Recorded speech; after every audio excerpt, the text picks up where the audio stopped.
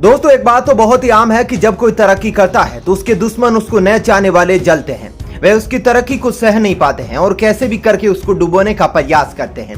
आज भारत के साथ भी वही हाल हो रहा है। भारत जिस तेज गति से दुनिया के अंदर तरक्की कर रहा है और मोदी सरकार के नेतृत्व में देश का नाम गौरवान्वित हो रहा है, उससे कई देशों को मिर्ची लग गई है।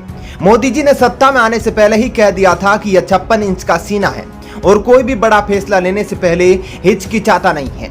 एक और दोस्तों, जहां पर चीन पाकिस्तान लगातार आतंक के बलबूते भारत को कमजोर करने की कोशिश में लगे हैं, तो दूसरी ओर कई ऐसे देश भी हैं जो भारत के साथ तो दिख रहे हैं लेकिन भारत को आर्थिक तौर पर चोट देने की कोशिश कर रहे हैं। अब देखना यह होगा कि क्या भारत आने वाले टाइम में इस अपमान का बदला लेगा, क्या भारत उनको सबक सिखाएगा, क्या मोदी जी अपने 56 इंच के सीने का ट्रेलर उनको दिखाएंगे, यह तो अब वक्त ही बताएगा। दोस्तों हाल ही के दिनों में फ्रांस और भारत के बीच में बड़े समझौते की वजह से और भारत के लिए फ्रांस के ऐलान के बाद इस दोस्ती को न चाहने वाले देशों में अब यूके भी शामिल हो गया है। एक और जहां अमेरिका ने ऑस्ट्रेलिया के साथ डील करके फ्रांस को झटका दिया था, तो वहीं उसने भी भारत के साथ अपने बड़े समझौते से अमेरिका और ब्रिटेन के दांत खट्टे कर दिए थे। लेकिन अब इसी गुस्से के अंदर अपने मकसद को पूरा करने के लिए ब्रिटेन ने भारत का अपमान किया है और कहीं ना कहीं ये जो खबर आ रही है ये ब्रिटेन की पोल खोल रही है कि आखिर क्या ब्रिटेन केवल पैसा कमाने के लिए काम कर रहा है, क्या ब्रिटेन को मानवता से कोई सरोकार नहीं है। यह सवाल भी इस खबर को सुनने के बाद आपके मन में जरूर आएगा। दोस्तों जैसा कि मैंने आपको बताया कि जो जिनके पास बैठता है वैसा ही आचरण ग्रहण करता है। अमेरिका की यूके से अच्छी बॉन्डिंग है और आज अमेरिका के लक्षण ही ब्रिटेन के अंदर आ रहे हैं, जिसकी वजह से ब्रिटेन ने भारत के साथ बहुत बड़ा धोखा किया है। ऐसे में अब भारत क्या ब्रिटेन यूके से बदला लेगा, क्योंकि भारत की तरक्की से यूरोपियन यूनियन और यूके जैसे देश बहुत ही ज्यादा जलते हैं।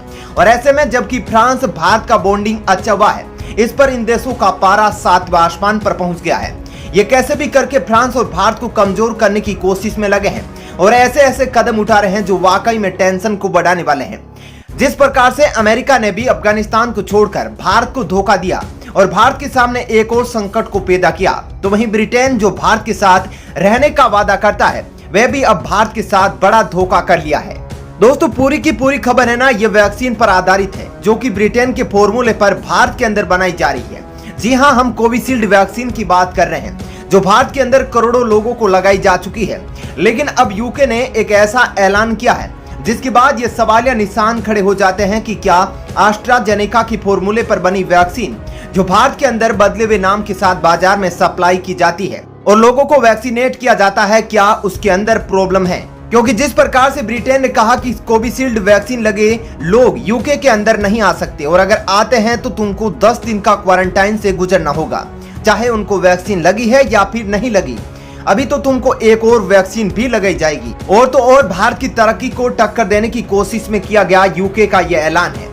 यूके कोशिश कर रहा है और यूके जानता भी है कि भारत मेडिसिन का बहुत बड़ा मैन्युफैक्चरिंग हब है और भारत बहुत ही ज्यादा मात्रा के अंदर वैक्सीन का निर्माण करता है और दुनिया के कोने कोने के देशों के अंदर भारतीय वैक्सीन लोगों को लगाई जा सकती है। ऐसे में जब यूके ने इस वैक्सीन से वैक्सीनेट लोगों के अपने देश में एंट्री पर रोक लगा दी, क्योंकि वह जानता है कि अगर हम 10 दिन तक वहां पर रोक कर रखेंगे तो हम अपनी वैक्सीन एस्ट्राजेनेका से लोगों को वैक्सीनेट कर पाएंगे और ऐसे में उनको फायदा होगा। क्योंकि वैक्सीन के निर्माण में यूके भारत का मुकाबला नहीं कर सकता, इसलिए उसने ये शातिर चाल चली है कि वह भारत के मुंह का निवाला छीनकर खुद खा ले। लेकिन भारत भी कम नहीं है और भारत लगातार इस वैक्सीन को वैश्विक मान्यता दिलाने पर लगातार प्रयासरत है। अगर WHO इस वैक्सीन को मान्यता दे देता है तो ब्रिटेन का यह बयान पूरी तरह से फेल हो जाएगा और गुस्ताखी जो उसने भारत के साथ की है, भारत के प्रॉफिट को पाने की उसने कोशिश की है, वह सारा का सारा फेल हो जाएगा। अब जैसा कि दोस्तों कोविशील्ड वैक्सीन पूरी तरह से ब्रिटेन की एस्ट्राजेनेका वैक्सीन के फॉर्मूले पर आधारित है, चाहे दूसरे देश भारत की इस वैक्सीन पर रोक लगा सकते हैं, लेकिन आखिर वे देश जिसके फॉर्मूले पर ही यह वैक्सीन बनाई जा रही है और दोनों कंपनियों के बीच बॉन्डिंग को लेकर यह वैक्सीन बन रही है, वे देश आखिर क्यों इस वैक्सीन के टीके लगे लोगों की एंट्री पर बैन लगा रहा है, इस पर दोस्तों आप भी अच्छे से समझ सकते हैं। लेकिन दोस्तों ब्रिटेन की इस नीच काम का दूसरा मकसद यह भी है कि वह भारत को नीचा दिखाना चाहता है और भारत की वैक्सीन को दुनिया के अंदर कम बताने की कोशिश कर रहा है। साथ ही दोस्तों पैसों की भूख ने ब्रिटेन से यह काम करवाया है और कहीं तक यह भी कहा जा रहा है कि अमेरिका और ब्रिटेन की दोस्ती ने बाइडेन के कहने पर ब्रिटेन ने यह किया है। इसके अलावा भारत और फ्रांस के बीच बढ़ती दोस्ती को लेकर भी यूके पूरी तरह से परेशान है और नहीं चाहता कि ये देश आपस में नजदीक आए और तरक्की करे। लेकिन अब भारत इस पर किस प्रकार से पलटवार करता है ये तो आने वाला वक्त ही बताएगा। उम्मीद करता हूं कि आपको आने वाले वक्त में जो भी अपडेट मिलेगी वह सबसे पहले आपको दूंगा। तो इस वीडियो को लाइक कर दीजिएगा और हाँ, इस वीडियो को शेयर और सब्सक्राइब भी चैनल को जरूर कर लीजिएगा ताकि आपको लेटेस्ट अपडेट हमेशा मिलती रहे। तालिबान की आपसी कलह का फायदा उठाएगा पंजशीर। तालिबान का सुप्रीम लीडर अखुंदजादा की हत्या और मुल्ला ब्रादर को बनाया गया बंधक। तालिबान के हाथ से निकलता जा रहा है अफगानिस्तान, पाकिस्तान का बड़ा दबदबा। जी हां, अफगानिस्तान की सत्ता को पाए तालिबान को 1 महीना ही पूरा हुआ है कि तालिबान देश को संभालना तो छोड़िए, अपने खुद के संगठन को भी इकट्ठा रखने में नाकाम हो रहा है। भले ही तालिबान पाकिस्तान को मीडिया के सामने यह कह रहा है कि उसे तालिबान और अफगानिस्तान के मामले में दखल अंदाजी का कोई अधिकार नहीं है, लेकिन जैसा कि खबरें तालिबान से आ रही है उसमें साफ कर दिया गया है कि तालिबान की राजनीति में पाकिस्तान का वर्चस्व बढ़ गया है और तालिबान अब खुद ही अपना सर्वनाश करने लगा है। तालिबान की पोल तो उसी वक्त खुल गई थी जब सरकार बनाने की बारी आने पर तालिबान के अंदर घमासान का जन्म हुआ था। तब पाकिस्तान की मदद लेकर तालिबान ने अपनी अंतरिम सरकार तो बनाई थी।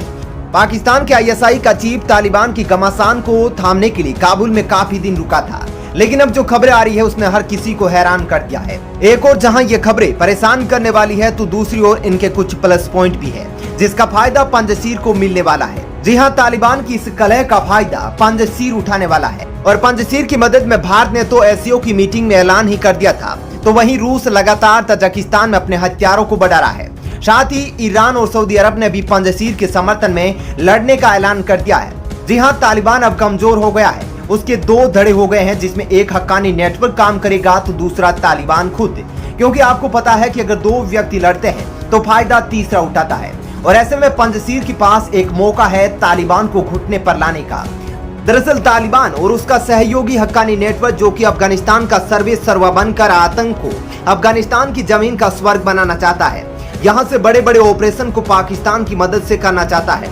कई मीडिया रिपोर्ट में यह खुलासा हो गया है कि हक्कानी नेटवर्क पाकिस्तान की कठपुतली है।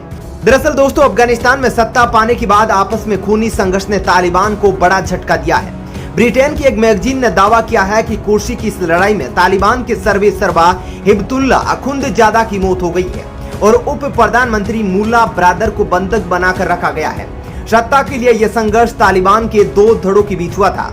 मैगजीन ने यह भी बताया कि हक्कानी धड़े के साथ इस झगड़े में सबसे ज्यादा नुकसान मुल्ला ब्रादर को ही पहुंचा है। ब्रिटेन की मैगजीन ने अपनी रिपोर्ट में बताया कि सितंबर माह में तालिबान के दोनों धड़ों के बीच बैठक हुई थी। इस दौरान एक मौका ऐसा भी आया था जब हक्कानी नेता खलील उल रहमान हक्कानी अपनी कुर्सी से उठा और उसने ब्रादर को मुक्के बरसाने शुरू कर दिए।